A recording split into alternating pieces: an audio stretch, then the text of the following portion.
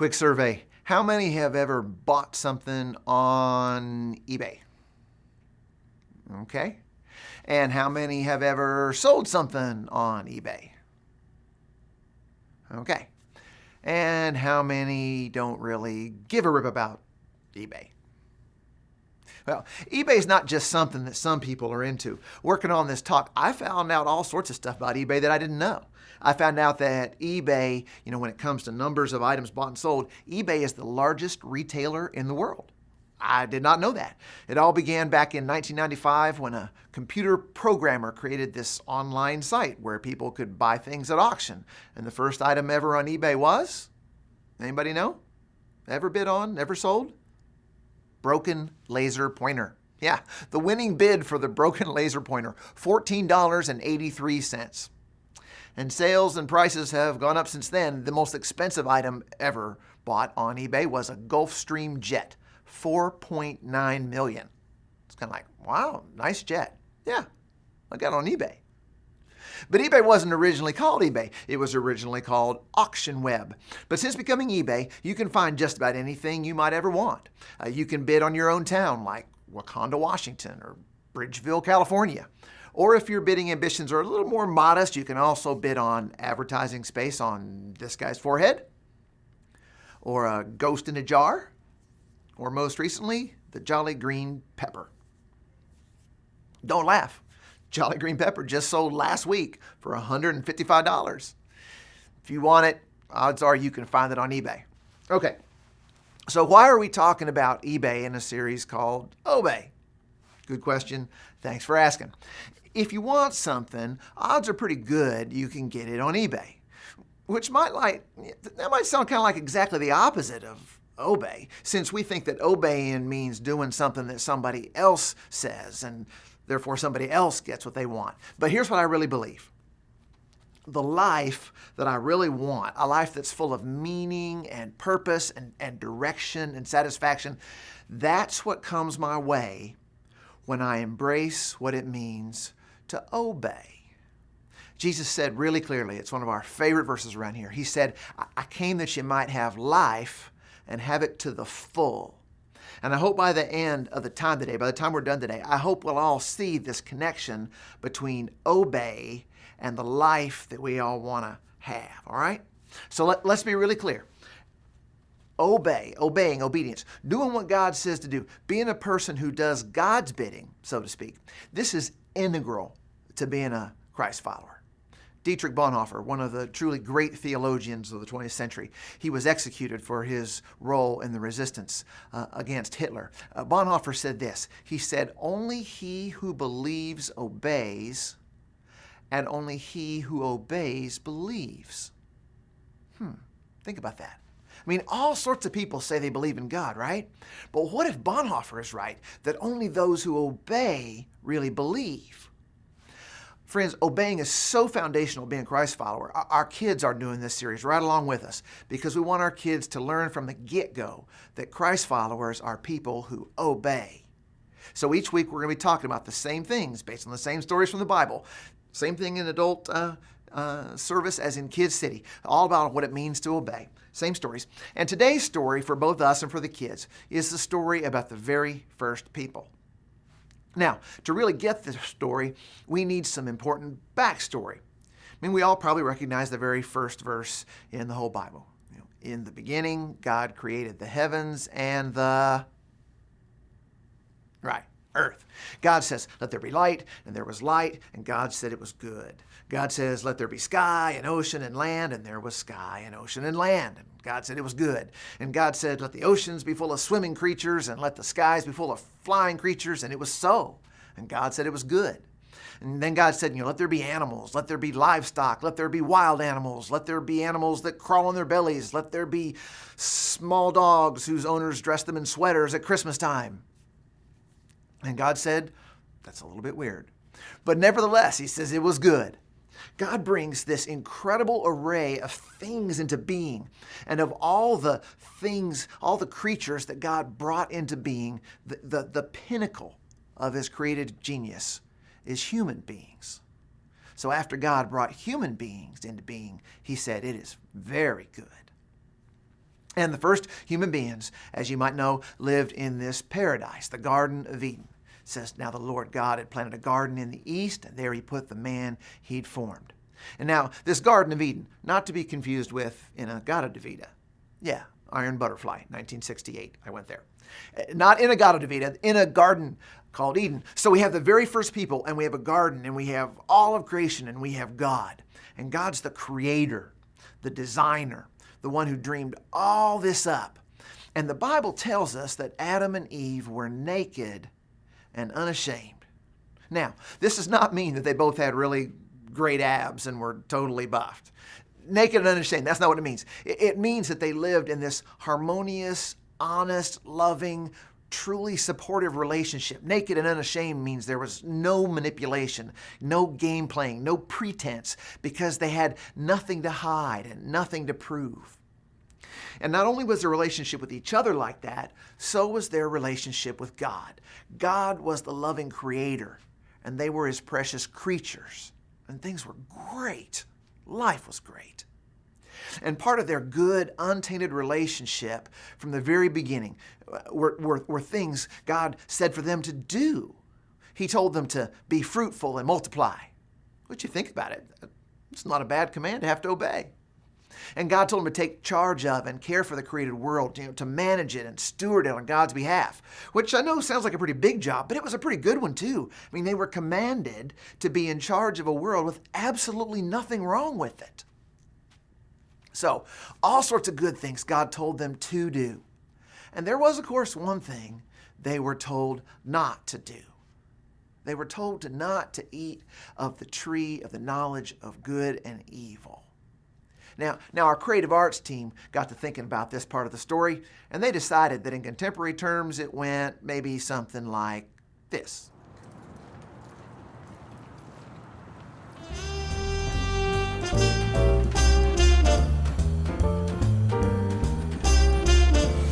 Hey babe, what you doing? Nothing, honey. Just looking at some stuff on eBay. eBay? What's that? It's this new website I found on the internet. Internet?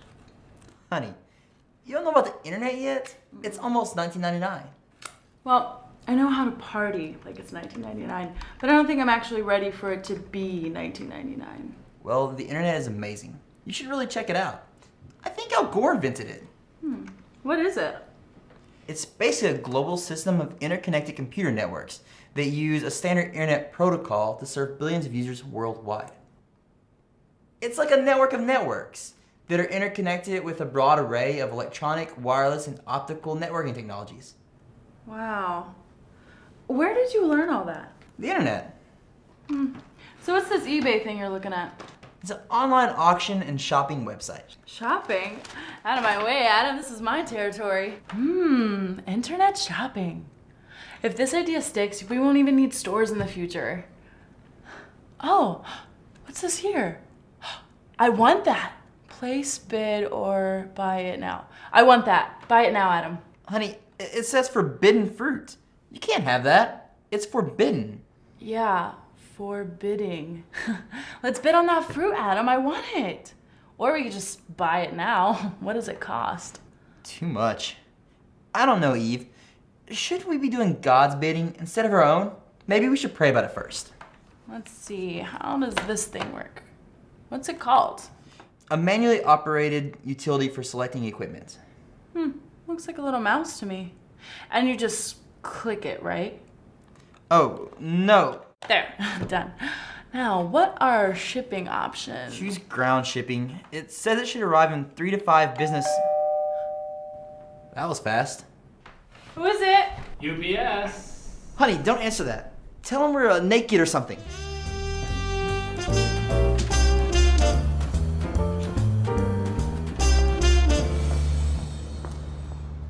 Okay, here's how it really happened.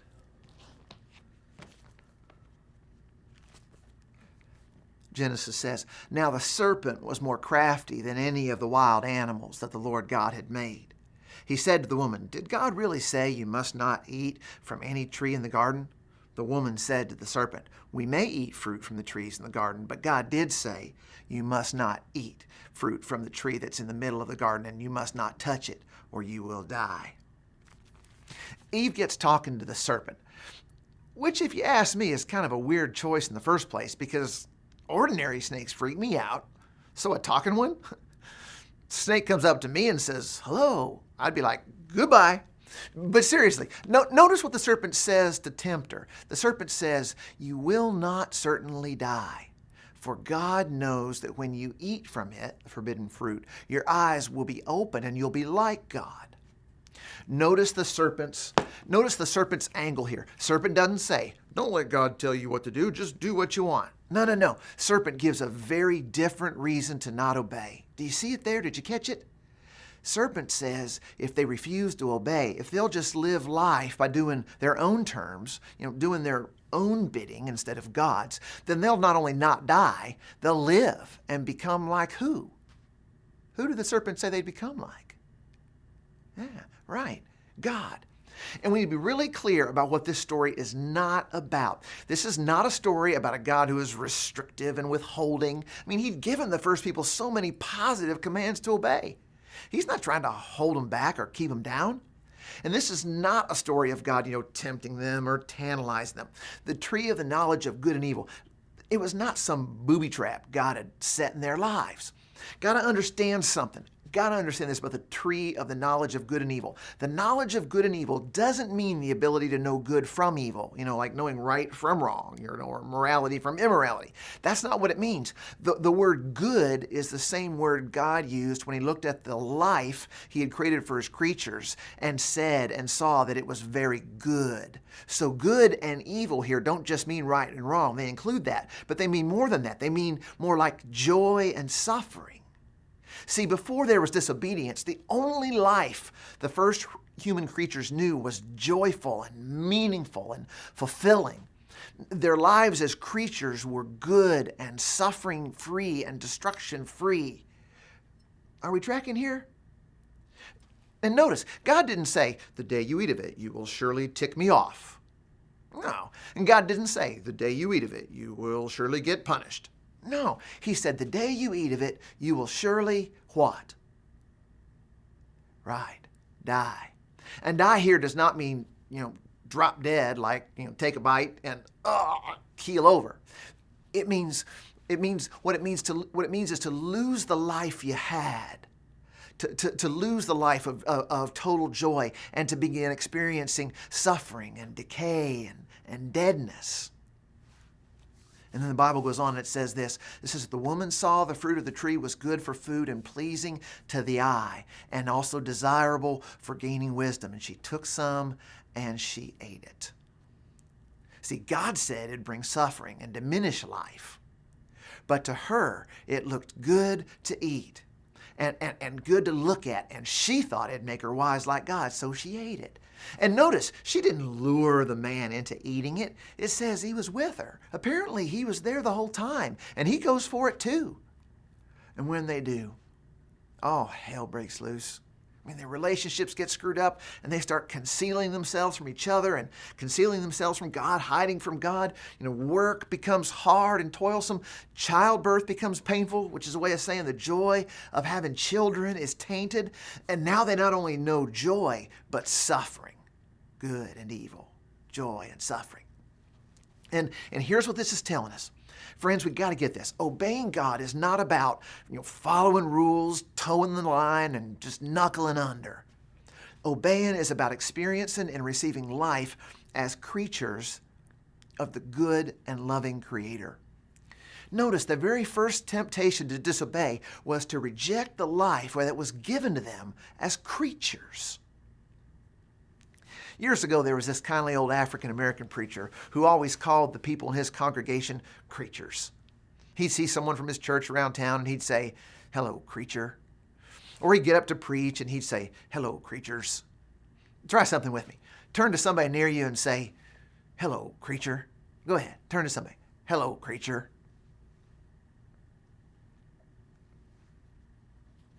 All right. How do you like being called creature? And creature's not a very flattering word, is it?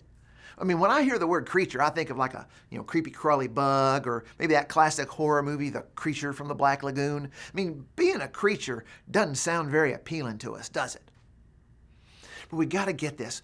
Being a creature is a beautiful thing when the God who makes a beautiful world in order to give you life is your creator. Listen now. You are not here by accident. You didn't just happen to come into being. God made you. God intended for there to be you. God thought you up. That's something I like to say to folks I'm close to on their birthdays. I'm so glad. Happy birthday. I'm so glad God thought you up. Folks, God is not just some cosmic authority figure. You are a creature, and God is your creator. And the Creator deeply and dearly loves His creatures. He wants His creatures to have life and have it abundantly. Hello, creatures. The temptation for Adam and Eve, it's not about breaking rules or being naughty. It was to seek life on their own, a life of their own making based on whatever looks good and seems good to them. And the point of this story, folks, is not just that it happened. It's that it happens. It didn't just happen. It happens. It's not just their story. It's our story. It's my story. I want to go through my life doing what seems good and life-giving to me. Like I know better than God. There's things I want to have and to do and ways that I want to live because I think they'll satisfy me and make life better. Just like Eve, thinking the forbidden fruit was good for food and pleasant to the eye. Another place in the Bible sums it up this way. It says this is from the book of Proverbs. It says, there's a way that seems right to a man, but in the end, it leads to death. Friends, as we go through this series on Obey, we got to remember, God's not trying to restrict us or spoil our fun or just keep us in line. He's trying to lead us to life. And if we want life, if we want to live, to really live, we got to obey. And I want to say to you today, even as I say to myself, every single one of us in this room today is into something that seems okay and seems good to us. Maybe it's something that seems good to us in how we live relationally. Maybe it's something that seems good to us in how we live physically, how we treat our bodies. Maybe it's something that seems good to us in how we live sexually, the things we look at or the things that we do. Maybe it's something that seems good to us in how we make and spend money. I mean, all of us, we've all got ways that we live, that God says not to live. But we refuse to live as creatures of the Creator, and we say, this is what I want. This will make me happy. This will make my life better. Never forget, there's a way that seems right to a person, but in the end, it leads to death. But I know what somebody's thinking. Somebody's thinking, I don't know what I'm doing. It might not be what God says to do, but it's working okay for me so far. I mean, my life's not perfectly happy, but me not obeying God in this or that area of my life, it's not working out so bad for me. I get that. But keep in mind, disobedience is like being exposed to carcinogenic stuff. You don't get sick right away. Sometimes you don't get sick until years and years later. Friends, obey is not about renouncing your freedom or trying to become some goody-goody, more religious-y person. Obey is about life and having it to the full as creatures of the loving and good Creator. I mean, whether I spend time on eBay or not, if I want a truly good, truly fulfilling, truly rewarding, and constructive and blessed life, I better obey. Not just because of what will happen if I don't, but because of what I'll experience when I do. I mentioned Dietrich Bonhoeffer earlier. Bonhoeffer's most famous book is called The Cost of Discipleship. In Cost of Discipleship, Bonhoeffer just rails against the easy believism that says since grace is free, that grace is cheap and it doesn't really have to cost you anything. You can do pretty much whatever you want. And he talked about obedience as the cost of discipleship, the cost of following Jesus. But I think that obedience, as mainly the cost of following Jesus, is only part of it. I like how Dallas Willard, he's a professor of philosophy at USC, puts it. He puts it this way. Get my Dallas Willard here. he says this. He says, as costly as discipleship may be, costlier still is non-discipleship.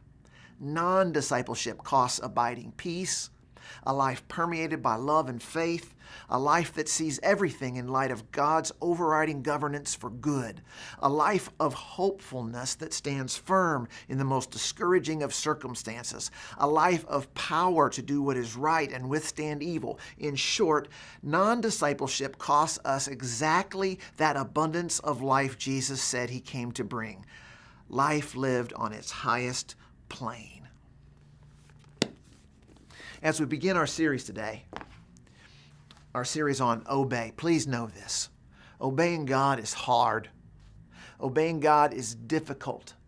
Obeying God is expensive. It is costly to do God's bidding instead of my own. But far more costly still is to say in any way, great or small, I'm not a creature. My life's not given to me by my Creator. This is my life, and I'll live in whatever ways I think are best. Friends, followers of Jesus obey, and it is costly, but when all is said and done, it is far more costly to not. In this room today, right now, are all sorts of people who've been hurt and heartbroken because somebody in their life refused to obey God. In this room today are all sorts of people, including me, who have hurt and broken the hearts of others because we did our own bidding instead of God's. And in this room today are a whole bunch of people who have not only hurt others, but have hurt themselves.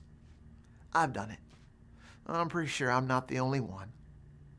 The things that I think are the way to go. I mean, at the time they look so good, they seem so good. I think I'm gonna make my life better by doing my own bidding. But sooner or later, what looks so good turns out otherwise. And my life and the lives of people around me are hurt and harmed. Because I'm not the Creator. I'm the creature. I'm His beloved creature. And though there is a way that seems right and good to me, in the end, it doesn't lead to life. Friends, this is not, about obey God and God will love you and accept you. The Bible says so clearly. God demonstrates His love for us in this. While we were still sinners, Christ died for us. You can't get God to love you more by obeying, and you can't get Him to love you less by not. What's at stake here is not God's love for you. That's a done deal. Jesus lived and died and rose again, and you being His beloved creature that He would rather die than live without, that's a done deal. What's at stake here is not God's love for you. It's about God's life for you. It's about whether we go through life doing what seems good and right to us, only to find out later that it leads to death. I was trying to think about the best way to end this talk, and some words from the Bible came to me just this morning. Psalm 139 says this. Psalm 139 says, "Search me, O God, and know my heart, and see if there be any hurtful way in me, and lead me in the way of life everlasting." So I want to close today by encouraging everybody to take a moment of quiet reflection and ask God, ask our Creator to search our hearts and lives and to help us see whatever hurtful ways there are in any area of our lives, and ask Him to lead us out of those ways and into the way of life, real life, the life He created for us to have. So I'll tell you what, let's do. Let's read this together as a prayer, and then I'll give us a little bit of silence, and then I'll close. Ready? Here we go. Read with me. "Search me, O God, and know my heart, and see if there be any hurtful way in me, and lead me in the way of life everlasting."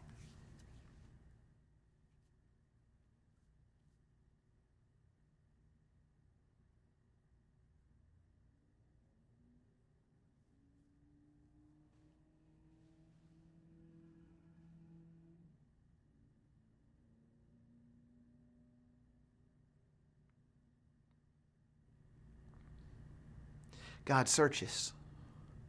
You know us. Help us to know ourselves. Help us to see any hurtful ways that are in us and lead us in the way of life everlasting. And in Jesus' name, everybody said, amen.